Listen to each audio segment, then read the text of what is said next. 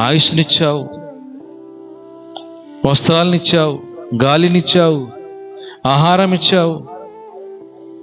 ఏమి లేని పరిస్థితుల్లో నన్ను పైకి లేపావు ప్రభు అని దీనస్థితిలో కలిగిన నా జీవితాన్ని దేవునికి కృతజ్ఞతలు చెల్లిస్తున్నాడు. తర్వాత సాగిలపడుతున్నాడు. దేవుని మందిరానికి వచ్చి సాగిలపడుతున్నామా? నీ జీవితంలో జరిగినది దేవుని ఎదుట సాగిలపడి నువ్వు చెప్పగలిగే స్థితిలో కలిగి ఉన్నావా? ఇదిగో నీకు కలిగిన దాంట్లో దేవునికిచ్చి దేవుని మహిమపరచగలుగుతున్నామా?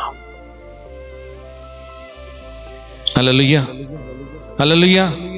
దేవుని బిడ్డలమైన మన జీవితాలలో మనం ఏమై కలిగి ఉంటున్నాం?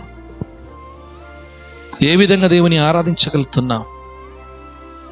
ఈయన వెంబడించిన